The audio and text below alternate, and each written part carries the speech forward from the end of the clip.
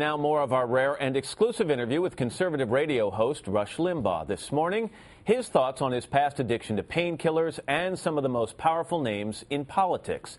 He sat down with Today National correspondent Jamie Gangel. Jamie, good morning to you. Matt, good morning. Get ready. Here it is, what Rush really thinks about everyone from Sarah Palin to Hillary Clinton, what he would say if President Obama invited him to the White House, and why he says his struggle with addiction is actually the best thing that ever happened to him. But we started by asking his thoughts on the next presidential race. Give me your top 3 picks for who will be the Republican. I have no idea. I'm certainly not in charge of picking them. The only thing I could do is recite names from 2008 that probably won't back in it. Sarah Palin, Mitt Romney, Huckabee, Tim Pawlenty's probably going to go in. But at this stage, as the anointer of the Republican nominee, I'm not going to go out there now and destroy the chances of 3 or 4 other people. I have more compassion than that.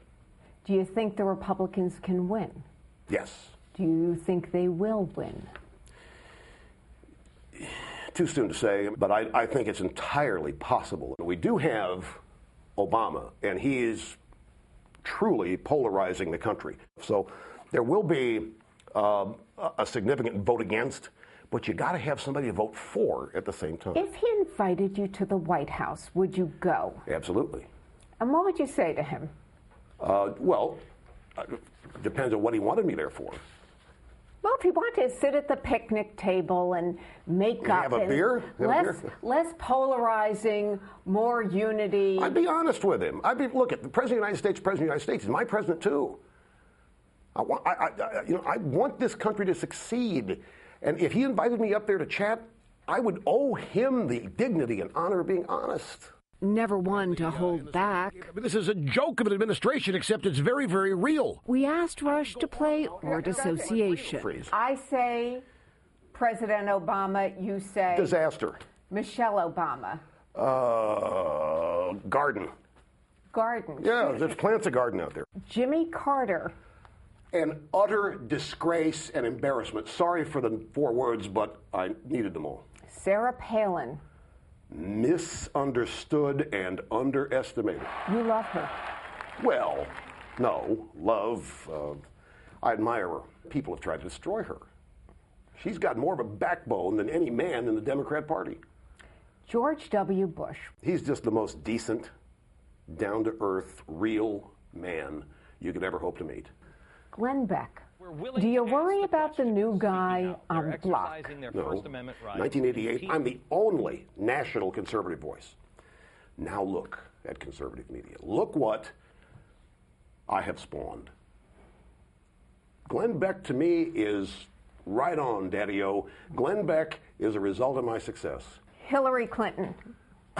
Nurse Ratched. Bill Clinton.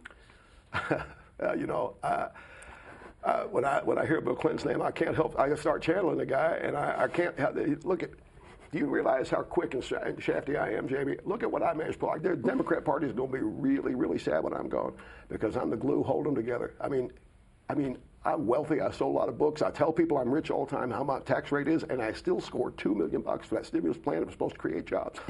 How clever am I? You're bad. It's all true. See, great comedy has to have an element of truth in it. Barack Hussein Obama. Chances of that White House invitation, not likely. But President Obama has been good for Rush. His ratings are soaring. The more Obama makes himself known to the public, the more the public rejects what he is selling. And personally, he says he's never been happier. He's lost 85 pounds and talks freely about his past struggle with addiction to prescription painkillers. Do you struggle with any of it anymore? With the opiates, the painkillers? No. Yeah. I haven't had a craving, which is odd, they say, but I haven't had no struggles with it at all. What did you learn from rehab? I actually thank God for my addiction because I learned more about myself in rehab than I would have ever learned otherwise.